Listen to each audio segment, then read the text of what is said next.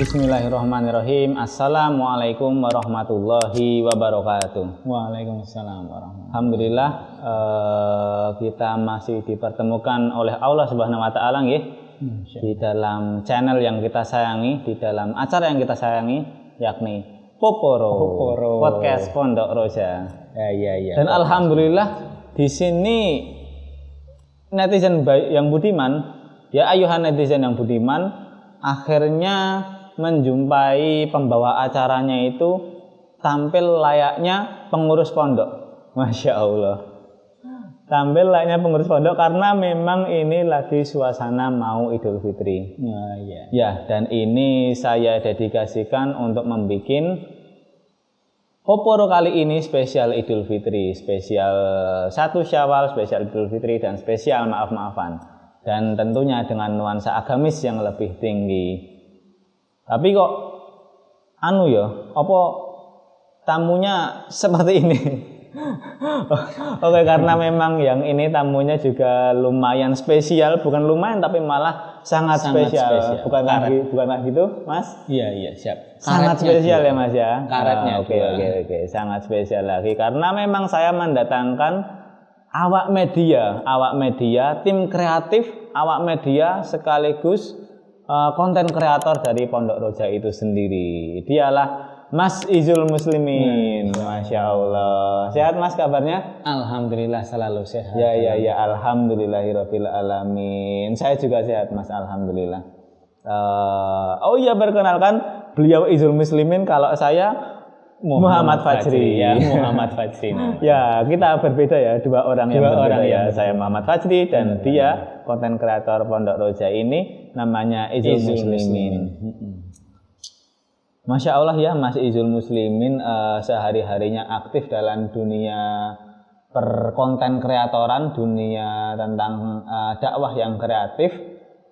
Walaupun akhirnya saya melihat ini, akhirnya kok tampilannya seperti ini Mas Izul. Ya kalau dibilang pengurus pondok ya tidak ora pantas-pantas banget Mas Izul kok pengurus pondok kayak ini. Seperti itu. Tapi coba bisa dikisahkan Mas Izul. Bisa dikisahkan kok bisa tampilannya seperti ini.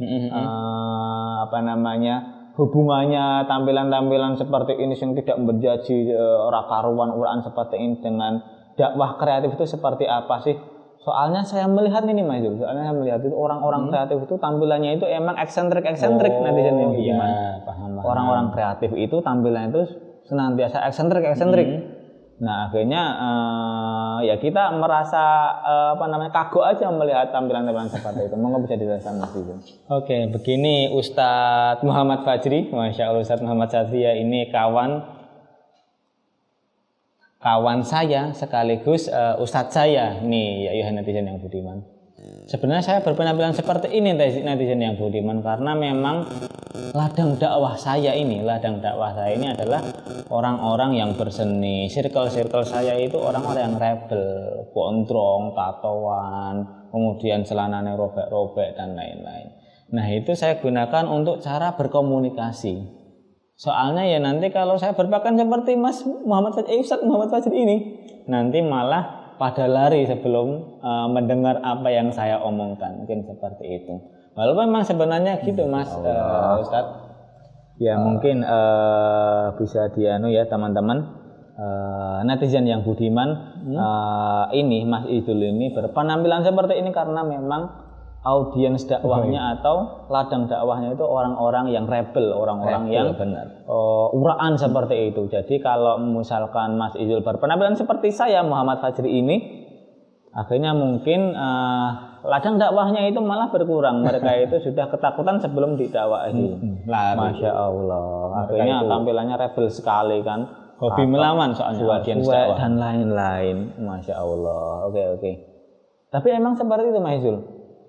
Mereka itu orang-orang yang kreatif itu mesti rambutnya gondrong, katoke suwek-suwek, ora tau wadus, ora tau sikatan.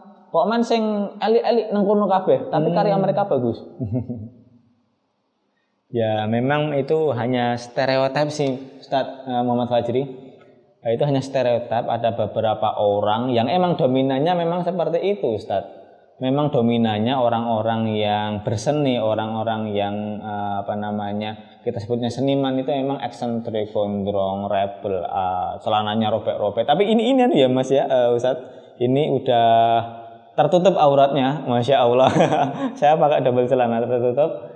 Dan insya Allah ini sudah menjalani syariah. Ini untuk cara komunikasikan aja, cara mengkomunikasi ke orang lain, cara komunikasi ke ladang dakwah saya itu agar lebih diterima.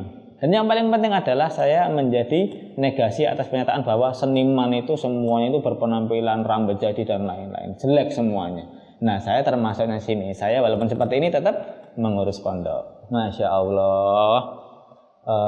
Sangat luar biasa sekali ya filosofinya seperti itu. filosofi Terus kopi. ini Mas Izul, saya ingin bertanya, ketika kalau memang itu dijadikan untuk cara berkomunikasi, pakaian-pakaian seperti itu dijadikan cara berkomunikasi, saya pun kenapa saya memakai salah Indonesia dan bendera Palestina, karena memang ini komunikasi saya untuk sekedar ikut andil dalam perjuangan Palestina. Ya minimal kita menolak penjajahan Israel. Tolak penjajahan. Masya Allah. Nah ini memang lawan penjajahan. Pakaian itu cara berkomunikasi ya. Pakaian itu adalah cara komunikasi paling efektif, karena sebelum kita berbicara, sebelum kita mengasih kata-kata, orang-orang itu akan melihat dulu apa yang kita kenakan. Akhirnya itu adalah cara komunikasi yang paling pertama itu dengan penampilan. Ya, nah, ketika cara berkomunikasinya seperti itu, tapi itu kan ketika antum itu benar-benar berdakwah ke orang-orang yang berseni itu, orang-orang uraan dan lain-lain. Nah, tapi kalau memang Mas Izul ini nanti berdakwahnya ke bukan berdakwah sih, atau ketemu dengan para asatidz Pondok Roja, apakah seperti ini Mas Izul? Kok ketok eran diadab Mas? Masya Allah, ya nggak seperti itu, Ustadz Muhammad Fajri. Sebenarnya ini ya cara komunikasi itu berbeda setiap orangnya. Ketika saya dengan teman-teman saya, ladang dakwah saya itu mungkin menggunakan seperti ini. Nah, ketika saya beradab dengan para asatidz Pondok Roja, dengan para ustadz kabir, ustadz kibar dan lain-lain, tentunya saya sudah mengubah setiap tampilan saya. Mungkin pakai koko, pakai sarung dan lain-lain. Ya, itu seperti itu. Karena memang biar itu menjaga marwah para ustadz. Soalnya kalau orang-orang melihat para ustadz ini teman-temannya seperti saya, uraan seperti ini, akhirnya masa seperti itu konconan karo wong suwean dan lain-lain.